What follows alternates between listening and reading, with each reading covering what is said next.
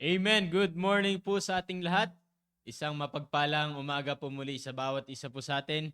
And advance Merry Christmas sa ating pong lahat. Ayan, advance Merry Christmas po sa ating lahat. Ngayon ay uli ating morning devotion. Salamat sa Panginoon dahil muli tayo binigyan ng panibagong lakas ng Panginoon. At umagang-umaga ay tayo ay excited para matuto, makapakinig muli ng salita ng Diyos. Amen. Good morning po sa ating mga viewers. Good morning po sa ating 14 viewers this morning. Magandang umaga po sa inyo pong lahat. Ayan. Magandang umaga po kay Sir Gilbert Hofer, ang unang nag-comment dyan sa ating comment section. Good morning po sa inyo, sir. At kung may kasama po kayo ay good morning. And kay Sir Salvador Bore, good morning po sir sa inyo and sa inyong family. And at sa kanya po kay John Emmanuel na nanonood rin, good morning. And kay Ma'am Joyce, good morning Ma'am Joyce. Good morning po sa inyo. And Sister Annie, good morning. Ma'am Gina, good morning po Ma'am Gina. Ayan, good morning po. And of course, ang ating pastor, good morning po. Ayan, maganda po, gisingin natin. Gisingin nyo na po ang inyong mga kasambahay. Ayan, para makapakinig rin na salita ng Diyos. Especially high schoolers. Maganda makapag-join kayo sa Google Meet. Ayan, para makapakinig tayo ng salita ng Diyos. Ma'am Beth, good morning po ma'am. And kay Sir Digno, good morning po. And kay Sister Bea, Ma'am Grace. Ayan, Ma'am Grace, good morning po sa inyo. Ayan, at sa iba pa na nanonood sa umagang ito. Ayan, so sa ating pong pagpapatuloy, alam niyo po napaganda ng topic natin ngayong December. And alam naman natin, pag December ay ito yung ating Christmas season. Ano po, ito yung ating Christmas season. And sa ating pagpapatuloy ng ating devotion, alam niyo po, ang pinag-uusapan natin dito ay walang iba on how to celebrate our Christmas together with our family. Ano po? Na wala tayong ibang sineselebrate or wala tayong ibang pinagsasama-samahan bilang buong pamilya, ano po, kundi ang Panginoon Kristo. Ano po? Kumpletong pamilya, ano po, na nagse-celebrate ng Pasko, ano po, sa simbahan. Ano po, sa simbahan. Kaya alam niyo po, napakaganda. Kaya nga, alam niyo po, this past devotions, ano po, ng mga naririnig natin, ay yan na yung sanang preparation Sanang preparation upang ang buong pamilya ay talagang buo. Ano po, na magkakasama na ngayong Christmas season ay nandito sa simbahan. Hindi hihiwalay. Laging paalala po yan na ating pastor na ngayong Christmas season, ito yung time na mas lalong mas makapit, ano po yung pagsasama-sama ng buong pamilya upang i-celebrate ang Pasko dito sa simbahan. Ano po? Hindi ito yung pagkakataon na hihiwalay tayo sa simbahan. Ano po? Hindi ito yung pagkakataon na hihiwalay tayo sa simbahan. Kaya nga, alam niyo po, every year naman na sineselebrate natin ito. Every year may naririnig na tayo patungkol sa ganito.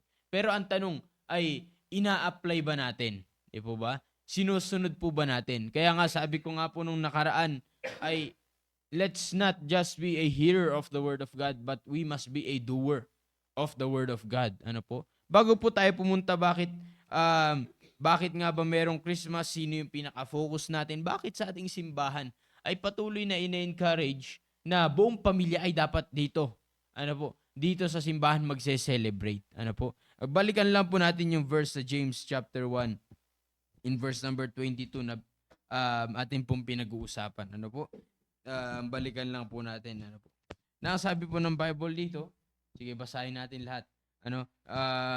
Napakaganda kasi na maunawaan natin ito upang ano man mapakinggan natin mga kapatid ay susundin natin na doon yung pagsunod. Sabi nga natin, pastor, para saan na napakinggan natin? Di po ba? Hindi naman natin sinusunod. Di ba? Sayang yung salita ng Diyos. Hindi actually yung salita ng Diyos, kundi yung dapat masusunod natin, yung i-apply dapat natin ay sayang. Ano po? Sayang. Kaya nga, again, yung verse po dito na sinasabi po ng Bible. Basahin po natin sa James chapter 1 verse 22 to 25. Okay? James chapter 1 in verse number 22 to 25. Ayan, basahin natin. Ano po sabi ng Bible? Verse 22. Ready, go. But be ye doers of the word, and not hearers only, deceiving your own selves. Verse 23. For if any be a hearer of the word, and not a doer, he is like unto a man beholding his natural face in a glass. Verse 24. For he beholdeth himself, and goeth his way, and straightway forgetteth what manner of man he was. Verse 25. But whoso looketh into the perfect law of liberty, and continueth therein, he being not a forgetful hearer, but a doer of the work, this man shall be blessed in his deed. Napag-usapan na po natin mula verse 21 hanggang verse 23. Ano po? Kaya nga makikita natin diyan na sinasabi po ng Bible na hindi lang dapat tayo tagapakinig. Hindi lang dapat tayo tagapakinig ng salita ng Diyos. Kundi sabi ng Bible, be a doer. Bakit? Kung hindi po natin sinusunod, sabi ng Bible, niloloko lang natin ating sarili. Niloloko lang natin ating sarili. Katulad natin, saan tayo inihalin tulad ng Biblia? Kung mayroon tayong napapakinggan na salita ng Diyos, ngunit hindi natin sinusunod. Katulad nga ngayong Christmas season, di ba? Mga young people, ang mga members po ng ating simbahan, paulit-ulit na narinig natin, saan dapat tayo magse-celebrate buong pamilya? Ngayong Christmas season? Walang iba kundi sa simbahan. Huwag tayong hiwalay sa ating simbahan. Narinig natin yan, paulit-ulit. Pero ang tanong, sinusunod po ba natin? Di ba? Ngayon pasimula pa lang ng December. Bakit parang wala na tayo? Di po ba? Parang humihiwalay na tayo sa simbahan. Kaya nga, ang tanong, nasaan yung ating narinig? Nasaan yung ating napakinggan? Baka tagapakinig lang tayo at hindi natin ginagawa. Ano po sabi ng Bible kung tayo ay tagapakinig lamang at hindi natin sinusunod? Ang sabi ng Bible, niloloko lang natin ating sarili. Bakit napakinggan mo na kung ano yung dapat natin gawin? Napakinggan natin kung ano yung tama. Ngunit hindi natin sinusunod, ginagawa pa rin natin ay kung ano yung mali. Maliwanag po yun na niloloko natin ating sarili. Nasabi ng verse number 24, for he beholdeth himself. For he beholdeth himself. Para tayong tumitingin sa salamin, na tinitignan natin ating sarili and goeth his way. Namumuhay tayo and straightway forgetteth what manner of man he was. And straightway forgetteth what manner of man he was. Again, kung totoong tinanggap natin ang Panginoon sa Kristo, mga kapatid, dapat actually, hindi natin yan makakalimutan eh. Sabi ng Biblia, pag tinanggap mo ang Panginoon sa Kristo, ang totoong pagtanggap mayroong pagbabago sa ating buhay. Di po ba? Meron tayong Kristo at pangalawa, meron tayong simbahan. Meron tayong simbahan. Kaya nga, huwag nating kakalimutan mga kapatid na ligtas tayo. Huwag nating kakalimutan na miyembro tayo sa simbahan. Pero pag meron tayong narinig na salita ng Diyos at hindi natin sinusunod, ano po sabi ng Bible? We forget what manner of man we are. Kinakalimutan natin kung sino tayo. Mukhang nakakalimutan natin na ligtas na tayo. I-refresh natin, alalahanin natin, i-check natin ating sarili. Mukhang nakakalimutan natin na miyembro tayo na simbahan na dapat hindi tayo hihiwalay sa simbahan. Especially this Christmas season. Na dito dapat tayo mas matibay na magkakasama-sama na i-celebrate ang Christmas dito sa ating simbahan. Ngunit bakit humihiwalay tayo? Bakit humihiwalay tayo? Kasi nga, hindi matibay. Yung ating relasyon sa Panginoon. Hindi matibay yung ating relasyon sa Panginoon. Di po ba? Kaya nga, again, wag mong kalimutan, alalahanin natin na meron tayong Kristo. Meron tayong Kristo. At meron tayong simbahan ng Panginoon. Di ba? Hindi tayo katulad ng iba. Mga kapatid, na walang Diyos, kaya sa sanlibutan sila. Iba ang kanilang pag-celebrate ng Pasko. Pero tayo merong Kristo, merong simbahan, dapat, kung meron kang Kristo, ay si Kristo ang dapat magiging focus, magiging sentro ng ating Pasko. Kaya nga kinakailangan, napakinggan na natin yan, sundin natin. In verse number 25, kung susundin naman po natin, ano po sabi ng Bible? But whoso looketh into the perfect law of liberty and continueth therein. Ano po? Kung magpapatuloy tayo, susundin natin. Ano po sabi ng Bible? He being not a forgetful hearer. Okay? He being not a forgetful hearer. Ano po sabi ng Bible? Kung tayo ay hindi natin kinakalimutan, hindi natin pinapabayaan, ano po, hindi natin binabaliwala yung ating mga napapakinggan, but a doer of the work, sinusunod natin, nagtatrabaho tayo, meron tayong involvement sa simbahan. Ano po sabi ng Bible? This man shall be blessed in his deed. Sabi ng Bible, this man shall be blessed in his deed. So therefore, ano po ang dulot pag susundin natin yung ating mga napapakinggan? Is it blessing or a curse? Of course, blessing. Ano po? And ngayong Christmas season, syempre ano ini-expect natin? Blessings. Di po ba? Oh. Basta pag andyan na ang December, ano agad nasa isip ng karamihan? Regalo. Di po ba? Blessing. Ano kaya ang aking matatanggap? Di ba?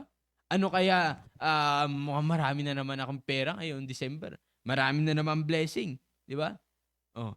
Although hindi po yan masama, pero alam niyo po, magandang blessing is spiritual blessing. Na kapag sinunod natin ang salita ng Diyos, ay yun talaga yung pinakamagandang blessing, pinaka-the best na blessing.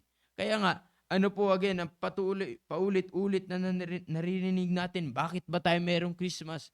At bakit pinipilit tayo ng ating simbahan na huwag hihiwalay sa simbahan ngayong Christmas season. Matthew chapter 1. Yan. Dito po tayo sa Matthew chapter 1 in verse number 21. Yan. Kaya nga sabi nating pastor, dapat buo ang ating pamilya sa panahon ng Pasko hanggang sa pagpasok ng bagong taon. Kaya huwag tayong hiwalay sa church. Hindi dapat wasak at hiwa-hiwalay ang ating pamilya dahil sa Christmas season na ito, Jesus must be the focus and center of our Christmas season. Ano po? Kaya nga, ayan, sabi po ng Matthew chapter 1 in verse number 21. Mabasahin natin. Matthew chapter 1 in verse number 21. Yan. Kaya nga, makita po natin, ano nga ba ang rason? Who is the reason why we have this Christmas season? Ano po? Ano ba yung pinaka-rason?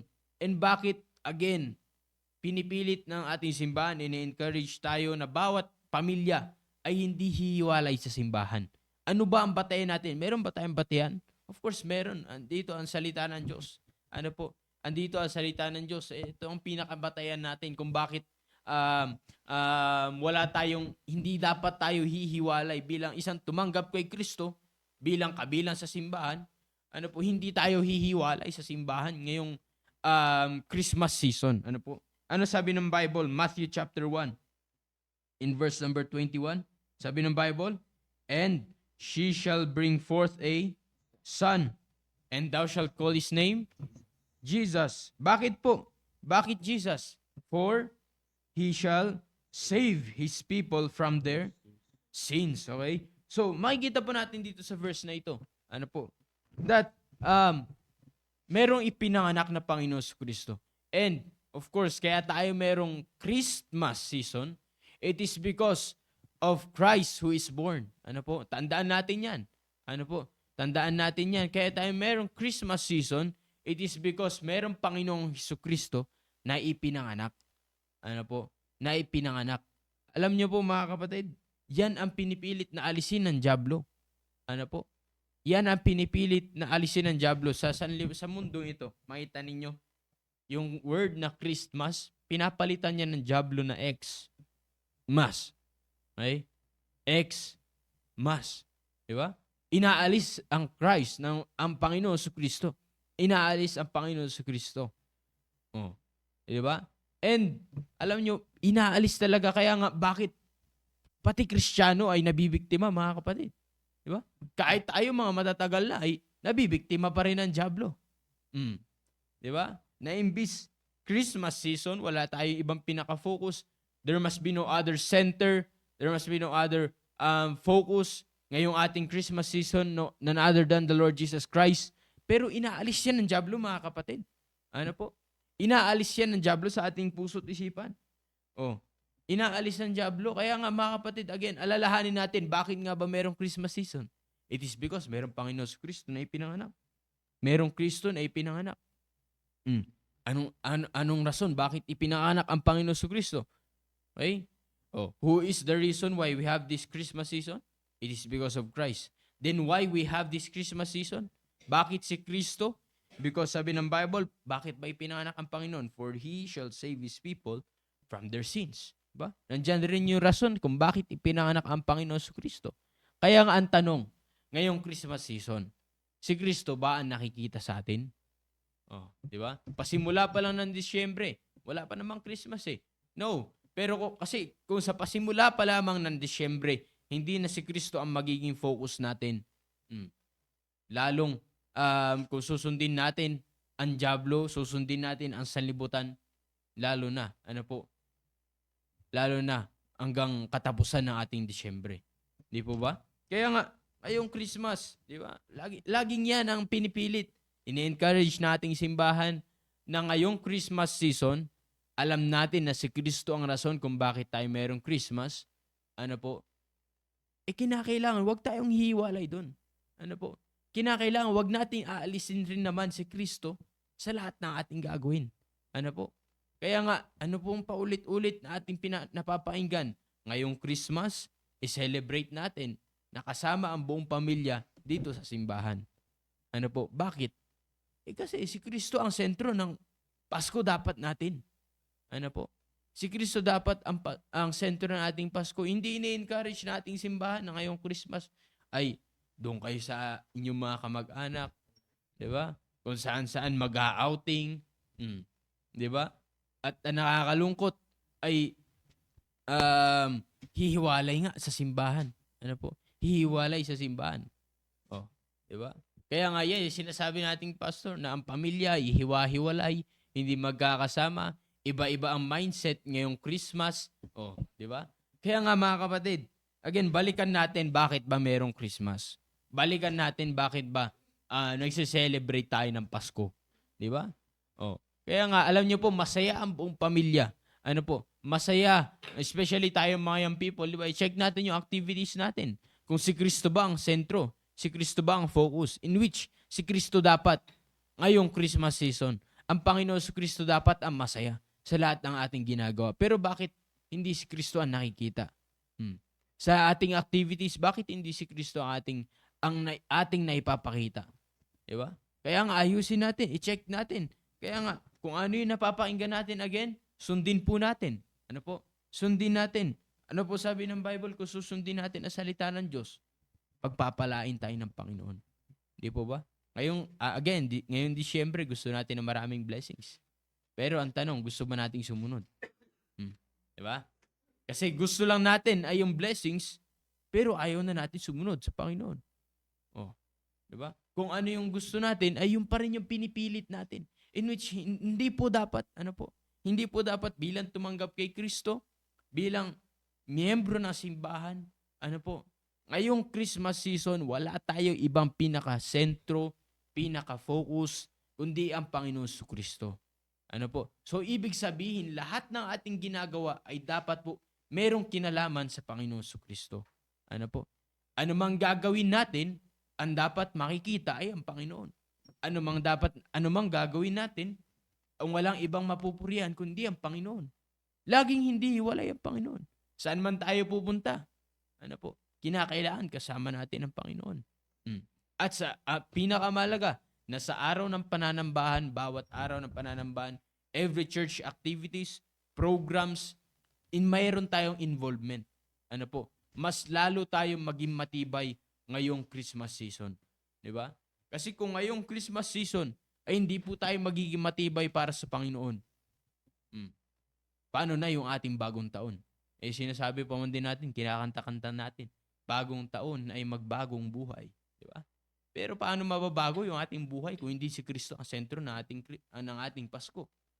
Di po ba? Kaya nga ulit, balikan po natin. Ano po sinasabi ng Biblia? Bakit po meron tayong Christmas season? Sino po ang dapat sentro? Walang iba kundi ang Panginoong Jesucristo.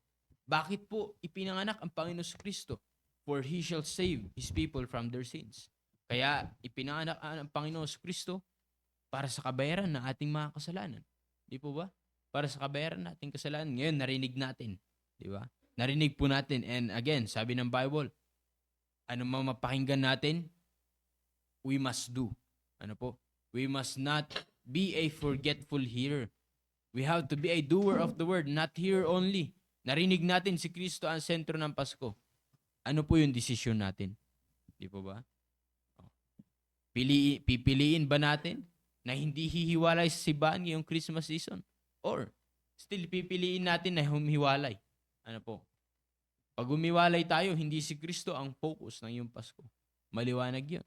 Pero kung tayo po ay mag-stick sa kung ano yung narinig natin mula sa salita ng Diyos, makikita natin, wala tayo ibang pinaka-focus ng Pasko, sentro ng Pasko ay si Kristo. E nasabi ng Biblia, kung susundin natin ang Panginoon, pagpapala. Magiging masaya ang ating Disyembre, mga kapatid. Tayo mga miyembro na simbahan, maraming blessings. Ano po kung pipiliin natin na sundin ang Panginoon? Ano po? So marami pa po tayong pag-uusapan dito kung paano po tayo, kung paano buong pamilya ay dapat nasa simbahan ngayong Christmas season. Ano po? Marami pa tayong mapag-uusapan pero sa ngayon ay yan lamang po ang gusto ko pong ma-share. Ano po? So sa maga pong ito, wag lang po natin kalimutan. Ano po? Why we have this Christmas season, it is because of Christ. Ano po? It is because of Christ. Kaya kinakailangan every activities that we have, ano po, walang ibang makikita kundi ang Panginoon Kristo. Walang ibang maitataas unang-una kundi ang Panginoon Kristo. Ano po? So, yun lamang po and good morning po sa inyo pong lahat. Man, napakaganda po yun, no? Mahalaga na this Christmas ay ang magiging focus natin ay ang Panginoon para sa bagong taon ay maging maayos yung panimula natin, di ba? Amen. Magiging maayos po yung panimula natin at tiyak kapag ginawa nating focus ng ating Christmas ang Panginoon Kristo dahil siya naman talaga yung dahilan or yung reason kung bakit meron tayong tinatawag na Christmas, di ba? Sabi nga nila, sabi ng mga ibang Baptist, bakit daw tayo nag-celebrate ng Christmas? Ang nagsimula daw niyan ay yung mga Katoliko. 'Di ba? Dahil naniniwala yung mga Katoliko na December 25 pinanganak si Jesus Christ. Pero alam niyo po ba mga kapatid, ang napakahalaga po na i-celebrate natin ito dahil dito po pinapaalalahanan tayo. Pinapaalalahanan tayo sa Diyos na nagkatawang tao, bumaba dito sa lupa. Pinili niya maging tao, 'di ba? Pinili niya maging tao para sa atin. Kaya nga sabi ng Bible sa Matthew chapter number 1 verse 23, sabi diyan, behold, the virgin shall be with child, and he shall bring forth a son, and they shall call his name Emmanuel, which being interpreted is God with us. So yung verse number ito pong Matthew chapter number 1, yung birth po ni Jesus Christ, ay ito po yung ito po yung fulfillment ng prophecy ni Isaiah sa Isaiah chapter number 7 verse number 14. Na sinasabi niya po na merong isang yung ipapanganak po ay tatawaging Emmanuel, which is being interpreted is God with us, di ba? Alam niyo po ba mga kapatid na hindi po kung pag-aaralan po natin ito, ay hindi po hindi po maliit na bagay ito. Yung Christmas po na sineselebrate natin ay hindi po maliit na bagay. Di ba? Dahil nga po, ang pinapaalalahanan tayo nito sa Panginoon, sa Diyos na nagkatawang tao, si Jesus Christ, para makasalamuha tayo, di ba? Para tayo ay iligtas, di ba mga kapatid? Kaya nga po, dito, kung babasahin natin yan sa Matthew, makikita natin dyan yung story ng wise men. Makikita natin dyan yung makikita rin natin dyan yung story ni Mary. Ay napakahalaga po nun, no? Na makita natin, makikita po natin doon yung kahalagahan ng plano ng Panginoon. Kung babasahin pa natin idadamay pa natin yung ibang gospels, di ba? Makikita po natin na maigi kung bakit sa panimula pa lang ng letter nila, kung titignan po natin sa 4 Gospels, sa panimula ng book po ng mga ito, ay wala nang ibang topic kundi si Jesus Christ. Diba? Wala na pong ibang topic kundi si Jesus Christ. Kaya nga po, lalo-lalo na this Christmas season, ay ang sineselebrate nga natin ay yung kapanganakan ni Jesus Christ, yung siya ay nagkatawang tao, 'di ba? Para tayo iligtas. Sabi nga natin ay siya yung ating savior, 'di ba? Siya yung ating tagapagligtas. Sabi ng Bible, tinawag siyang Emmanuel. It means God with us, 'di ba? Ang Panginoon ay napasa atin, 'di ba? Ang Panginoon ay bumaba dito sa lupa, pero nakakalungkot kung sincelebrate natin yung Christmas season, naniniwala tayo na ang Panginoon, He's the Emmanuel, di ba? It means God with us, napasa atin ang Panginoon. Nakakalungkot kung this Christmas season, sincelebrate natin yun, pero tayo ay wala sa Panginoon, di ba? Wala po tayo sa Panginoon. Kaya nga sabi ni Pastor, mahalaga na i-celebrate natin itong Christmas kasama ang ating pamilya. Dapat hindi hiwa-hiwalay, di ba? Dapat hindi hiwa-hiwalay. In fact, kung titignan po natin yan sa kahit ano, sa tradition na lang ng mga Pilipino noon, di ba? Tradition ng mga Pilipino noon, kapag nagsi-celebrate ng Christmas ay sama-sama daw sa bahay, di ba? Sama-sama sa bahay.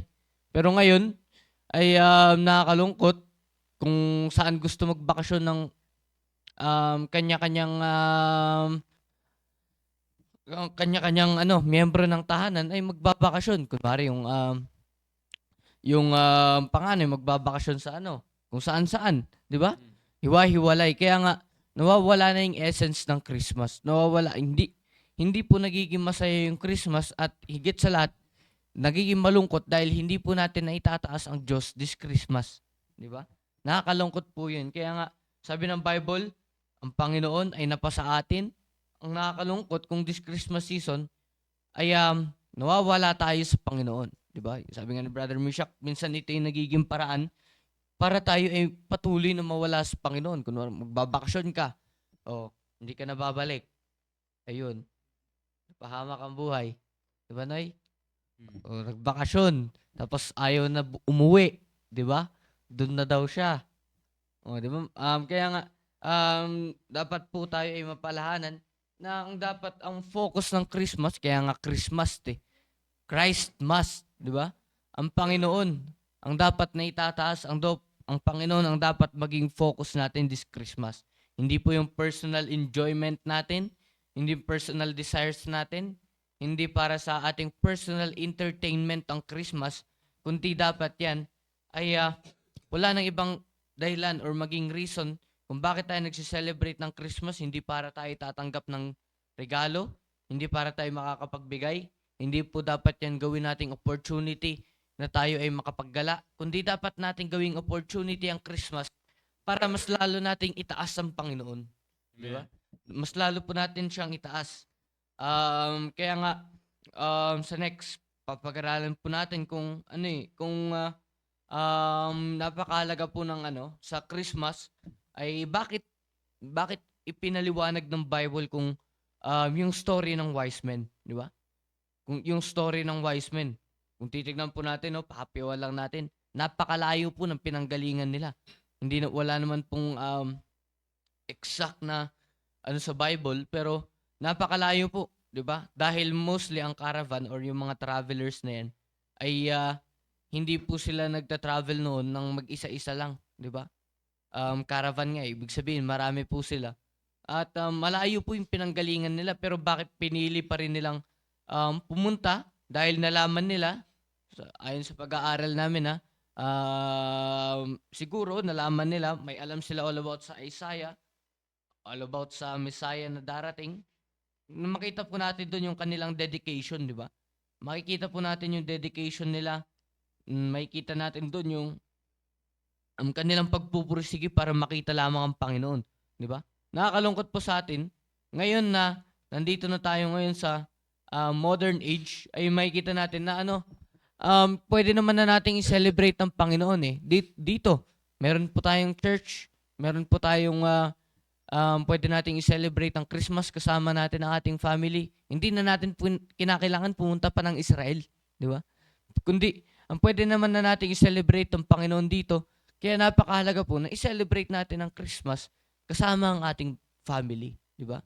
Hindi po dapat tayo magwawatak-watak this Christmas. Dahil nga po, ang focus or ang design ng Diyos this Christmas ay dapat siya lamang yung may tataas, di ba? Siya yung may tataas At napakahalaga po na itataas natin ng Diyos kasama ang ating family. Diba? Kasama po ang ating family. Kaya nga po, tandaan po natin na this Christmas, wala na pong ibang central figure ng Christmas kundi ang Panginoon. Di ba? Wala nang ibang dapat itaas or dapat may tataas natin ay ang Panginoon. Di ba? Kaya nga maraming nadidisgrasya this Christmas. O maraming napuputukan ng baril. O maraming napuputukan ng paputok. O imbis na masaya yung Christmas, 3 na lang daliri mo. Di ba? Dahil hindi naging focus si Jesus Christ eh. Di ba? Hindi naging focus. Kaya nga kung babasahin natin dito, ang pinaka-tema ng Christmas ay ang Panginoon. So dapat siya lamang, 'di ba? Dapat siya lamang po. Hindi po dapat manaig yung ating personal desire this Christmas, yung mga pansariling kasiyahan natin, 'di ba? Pansariling entertainment natin. Hindi yung sa sarili nating kung ano yung makukuha natin this Christmas. Ang dapat makuha po natin this Christmas ay napakahalaga. Ay kundi yung salita ng Diyos na makapapakinggan po natin, lalong-lalo na this Christmas. Alam ko, i-expound na naman ng ating pastor yung all about sa Christmas, yung true essence ng Christmas, at kung ano yung totoong Christmas, di ba? Dahil marami sa atin, hindi na natin alam or maraming bago sa ating church. Kaya nga, ine-expound niya ng ating pastor. Pero gusto ko lang po sabihin sa atin, ay ang Panginoon ay napasa atin this Christmas. Alam natin na siya ay bumaba dito. So dapat tayo rin, hindi dapat tayo mawala sa Panginoon this Christmas. Di ba? Sincelebrate nga natin na God with us. Di ba? God with us. Ibig sabihin nun, ang Panginoon ay nakisalamuha sa atin. Di ba? Nakisalamuha sa atin. Although hindi naman na natin nakita ang Panginoon. But we have the Holy Spirit. Di ba? Na laging nasa atin. At nakikita kung ano yung dapat natin ginagawa. Kaya nga, yung Christmas ito ay nagsimula dahil sa Panginoon.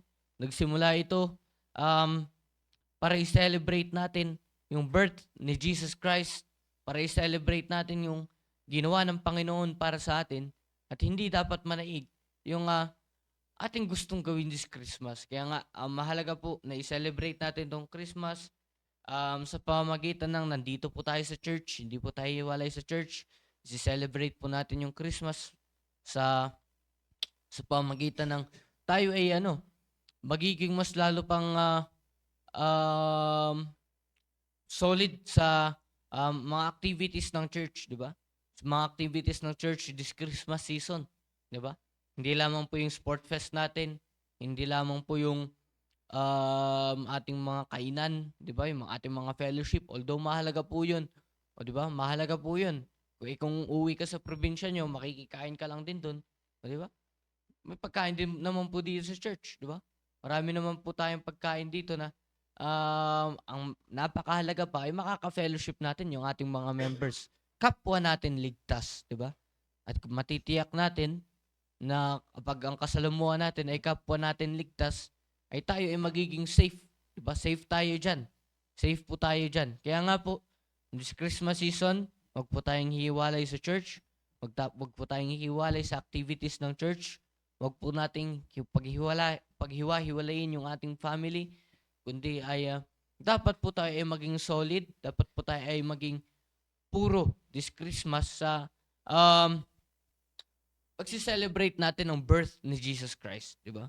Dahil nga po kung tatandaan niyo po ay last Christmas, yun po yung pinag-usapan natin, yung about center ng Christmas, 'di ba? Sino ba yung sentro ng Christmas? Yun po yung pinag-aralan natin Sino ba yung sentro ng Christmas, at paano ba tayo nagkaroon ng Christmas, at paano natin i-celebrate ang Christmas, 'di ba? So ngayon po yung naging topic naman binigay ng ating pastor ay dapat i-celebrate natin ang Christmas kasama po natin ang ating family, na napakaganda po yun, no? Napakaganda po yun na mag-celebrate po tayo ng Christmas kasama natin ang family. Higit sa lahat, kasama natin ang Panginoon. Diba? So yun lang po. At yun. Amen. Ayan. Kaya alam niyo po, napakaganda na unawain talaga natin bakit mayroong Christmas. Bakit mayroong Christmas. Kaya maganda na napakinggan natin. Actually, alam naman natin na walang ibang sentro dapat nating Pasko kundi ang Panginoong Kristo. Pero alam lang natin, di ba? O, especially tayong mga young people. Pag tatanungin mo, sino ba dapat ang sentro ng iyong Christmas? Siyempre, ang Panginoong Kristo. Pero bakit ganyan ang ginagawa natin? Di ba? I mean, yung activities natin, hindi si Kristo ang nakikita. Oh, 'di ba? Walang hindi naman si Kristo ang naitataas. Hindi naman wala namang kinalaman sa ating Christian life yung ating pinagkakaabalahan, 'di ba? Oh. Bakit gano'n na nangyayari? Oh. Bakit walang involvement sa simbahan, 'di ba? Walang involvement sa ministry. Walang ginagawa para sa Panginoon. In which again, Christmas season ay ito again yung dapat makita, mas lalo natin makita na si Kristo ang ating pinupuri, isineselebrate kung bakit mayroong Christmas. Kaya nga, again, sabi ko nga po, ano mang gagawin natin ay dapat hindi mawawala ang Panginoon Kristo. Pero bakit ngayong Christmas season ay yun pa ang nawawala? Kung sino pa ang dapat sentro, sino ang focus, siya yung nawawala. Di ba? Tayo mga young people, di ba? Again, alam natin na si Kristo ang sentro ng Pasko natin. Pero bakit hindi si Kristo ang nakikita sa ating mga ginagawa? 'Di ba? Bakit sa araw ng pananambahan wala tayo dito? 'Di ba? In which dito tayo makakapakinig na salita ng Diyos. Dito natin wino-worship ang Panginoon. Bakit si Kristo ang sentro ng ating Pasko eh? Pero bakit wala? 'Di ba? Bakit wala?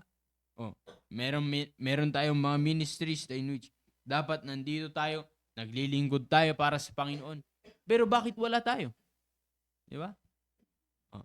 Therefore, hindi si Kristo ang sentro ng ating Pasko. Di ba? Hindi si Kristo ang sentro ng ating Pasko. Sa soul winning, sa pag-i-invite, bakit wala tayong involvement? Therefore, hindi pa rin si Kristo ang sentro ng ating Pasko. Oh, sa mga activities ng ating mga groups, mga programa ng ating simbahan, bakit wala tayo? Di ba? Wala tayong involvement. Therefore, pagpapakita lamang po yan na hindi pa rin si Kristo ang sentro ng ating Pasko. Kaya nga po, yun yung sinasabi ko na alam lang natin, narinig lang natin, pero hindi natin ginagawa. Hindi natin sinasabuhay. Ano po? Kaya nga, yun yung paulit-ulit na sinasabi ng salita ng Diyos. Na pag napakinggan natin, kinakailangan susundin natin. Total, napakinggan mo na eh. Di po ba? Total, narinig na natin. Ano pang gagawin natin dyan? Di po ba? Kaya nga, dyan umatake ang Diablo pag meron tayo na pakinggan, pero hindi natin sinusunod. Mas gugustuhin pa rin natin na sundin ang ating sarili. Di ba? Kaya nga ngayon Christmas season, alam niyo po, napakaganda na dapat sundin natin kung ano ang kagustuhan ng Panginoon. Ano po? Ano yung kagustuhan ng Panginoon? Ano yung paulit-ulit nating naririnig? Na buong pamilya, wala dapat tayo ibang pinakasentro ng pag-celebrate natin na ating Pasko, walang iba kundi si Kristo. Ano po? Paano natin masasabi na si Kristo ang sentro ng ating Pasko? Involved sa ating church. Huwag tayong hihiwalay sa simbahan. Ano po?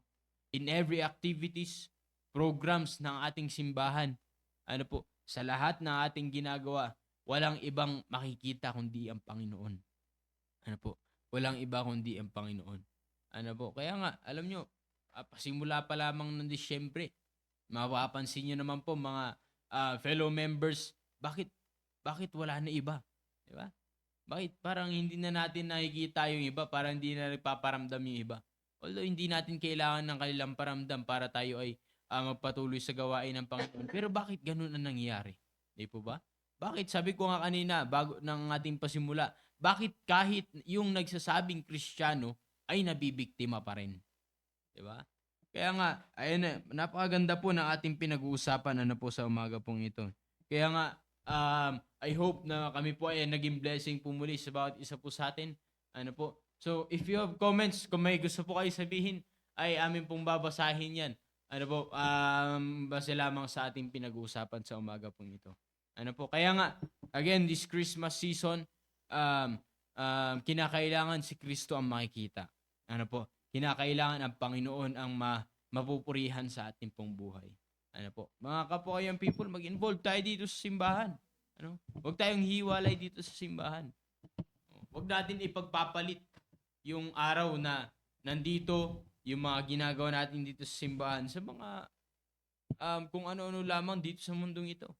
Na dapat makita natin yan, yung kahalagan ng bagay na yan. Ano po? Dapat ipakita natin na si Kristo talaga ang sentro ng ating Pasko. Ano po? Dapat ipakita natin yan. And, ayan, yung ating pong mga live audience dito ay, of course, magsishare din sila ng kanilang mga natutunan. Ano po? Magsishare sila ng kanilang mga natutunan. Again, pag may comments po kayo, if you have comments, gusto po ninyo i-share, please comment lang sa ating pong comment section at ating pong babasahin. Okay. Ano po? Okay, no? Sige. I-share ninyo yung inyong mga natutunan. Kayong nagdo-drawing dyan. Ha? Drawing dyan. Sige. Good morning po sa ating lahat. Camera. Good morning po sa ating lahat. Ang natutunan ko po ay dapat si Kristo lang ang sentro ng ating Pasko. Yun lang po. Ay, yun lang. Magandang hapon po sa ating lahat. Ay, magandang umaga po sa ating lahat. Matindi to ah. Natutunan ko po Advance ka ay mag-isip ah. Kabatak ata.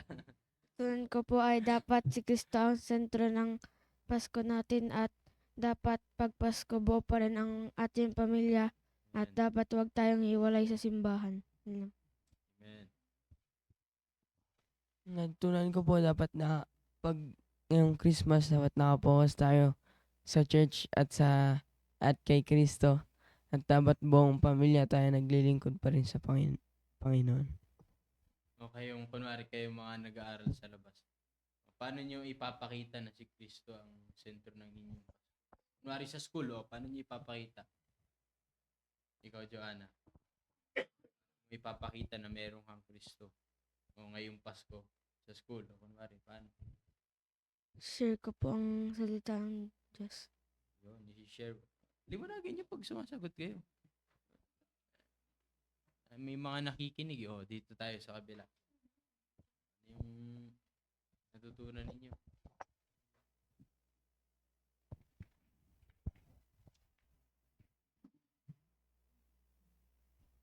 Oops.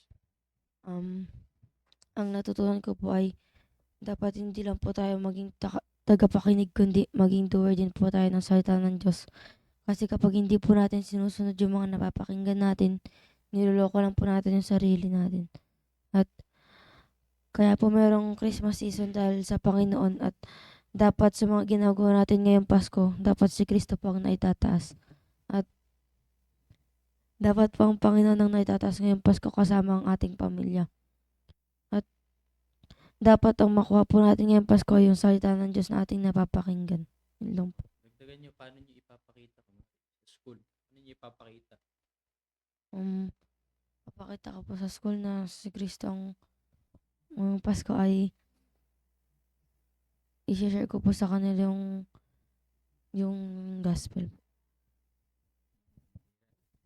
Ang natutunan ko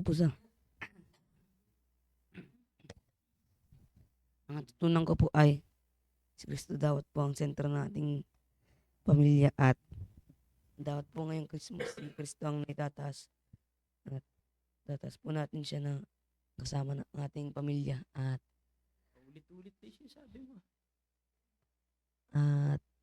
pag andito po tayo ngayong Christmas sa simbahan, pag wala po tayo sa simbahan ay papahamak lang po tayo. Ayun. Good morning po. Good morning po. Natutunan ko po ay Ang Bicol. dapat si Kristo po ang sentro ng Christmas natin at siya din po ang focus. At dapat lahat ng ginagawa natin ngayong Christmas dapat puro po about sa Panginoon. At napakaganda na i-celebrate natin yung Christmas natin na kasama ang ating buong pamilya sa simbahan. At dapat po ipakita natin na si Kristo dapat ang Christmas po ay hindi po sa ating personal entertainment. At papakita ko po yung na si Kristo ang center ng Christmas ngayong Pasko sa pagbabagi po ng salita ng Diyos. Yun lang. Ikaw, Noy, paano mo ipapakita? Paano mo naman ipapakita na si Kristo ang sentro ng Pasko? Paano mo ipapakita? Ano po, Iisip ko. Wow. pakita ko po sa pamamagitan ng pagsaluining at pagdala po ng bisita sa simbahan. Ano ba yung sinasabi mo? Di ba sabi mo mapapahamak? Paano, ano bang pahamak? Pag kunwari umuwi ka sa Bicol, yung kila lolo mo, paano ka mapapahamak pag hihiwalay ka sa simbahan? Ano po, Ma- maadik po sa mga bisyo. Maa-addict sa mga bisyo. Sira, addict ka talaga. Ayan, so, ayan, thank you sa inyo mga natutunan. Ano po? And of course, sa ating mga viewers, thank you po sa inyo pong lahat. Maraming salamat po sa inyo pong patuloy na pag-antabay sa ating pong programa. Ano po? Thank you po sa lahat na nandyan na nakinig. Thank you po kila Ma'am Vicky. Ayan, kila Ma'am Vicky. Kila Ma'am G. Ayan. Sumilip rin si Sir Joshua. Ayan. And sila Ma'am Raquel. Ayan, dyan sa Cagayan. Ayan, good morning po sa inyo. And kay Nanay. Kay Nanay Modesta Armas. Ayan, biro matindi to. Wala na. Kay Ma'am Rose Ann Arellano. Ayan, nag-react lang eh. Ayan. And sa lahat po ng mga nakinig. Hindi man po kayo nag-comment. Ayan, pero nakinig po kayo. Ay maraming salamat po sa inyo pong pakikinig pa rin. Ano po, kaya nga, tatandaan lang natin na huwag tayong hiwalay sa simbahan. Ano po? Huwag tayong hiwalay sa simbahan.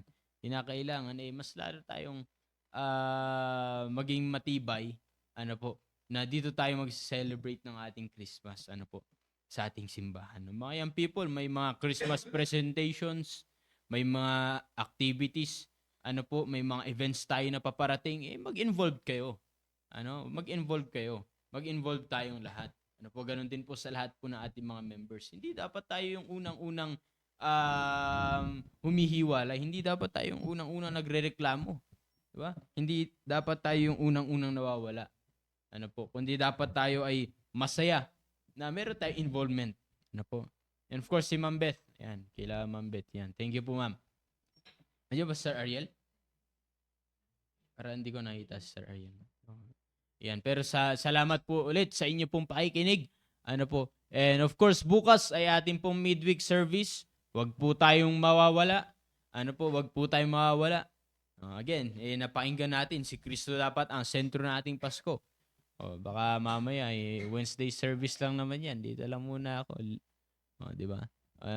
Dapat dito natin celebrate. Ano po? Ipakita natin na si Kristo talaga ang sentro ng ating Pasko. Ano po? Bukas po ay ating midweek service. And hanggang sa linggo ay kinakailangan dito po tayo, sama-sama po tayo. Ano po? Para dito natin i-celebrate ang ating Christmas. Ano po? So, stay tuned sa bawat programs ng ating simbahan dahil sa ating mga paparating na events. Meron tayong mga Christmas fellowship, ano po, church fellowship natin hanggang sa ating mga sports fest. Dapat tayo mga young people, hindi lang sport fest ang na bago mag-sport fest, doon lang tayo magsisimba. Pagpapakita lamang yan na hindi talaga si Kristo ang focus ng ating Pasko. 'Di ba? Bago pa mag sport fest, yan na magsisimba-simba na. 'Di ba? Every Sunday na 'yan. Nandyan na. Bakit? Ang habol lang makapaglaro. 'Di ba? Ang habol lang makasama sa mga games. 'Di ba? Pero hindi po dapat ganoon, ano po? Hindi po dapat ganoon. Kaya nga alam nyo ang ini-encourage ng ating simbahan na yung mga maglalaro diyan ay yung mga talagang faithful sa Panginoon. Yung mga faithful sa Panginoon, hindi yung mga susulpot lang. import na kung tawagin natin, mga alien. Di ba? Kaya, ano po, stay tuned sa bawat programa ng ating simbahan. Ano po, wag po tayo mawawala, bagkus mag-involve po tayo. Ano po? So, yun lamang po. Again, and maraming salamat po sa pakikinig po ninyo pong lahat. At ingat po kayo sa buong maghapon. Tandaan po natin, wala tayo ibang pasasayahin, kundi ang Panginoon Kristo. Ano po? This Christmas season, ipakita natin na si Kristo talaga ang sentro ng ating Pasko bilang mga Kristiyano. Ano po? So, yun lamang po. At tayo po ay magwakas na po sa panalangin. Tayo po ay manalangin. Dakilang Diyos, salamat po Panginoon sa natapos po naming programa sa umaga po ito, sa aming natapos na devotion. Thank you po, O God, sa aming natutunan mula po sa inyo pong salita. At idinadalangin po namin muli, Panginoon, na maipakita namin na kayo po ang sentro ng aming pong Pasko po, Panginoon. Magse-celebrate kami na aming Christmas. Walang ibang naitataas kundi kayo po, Panginoon. At ingatan niyo po ang bawat isa, mga papasok sa school, mga papasok po sa bawat trabaho po nila, kayo pong mag-ingat at patuloy na kayo pong maitaas po namin po, Panginoon, sa lahat namin gagawin sa buong maghapon. Muli, patawad po sa aming pagkukulang at pagkakasala. Ito po aming dalangin sa pangalan ni Jesus. Amen. Thank you po, and God bless po sa bawat isa, and advance Merry Christmas po sa ating lahat. Thank you po, and God bless.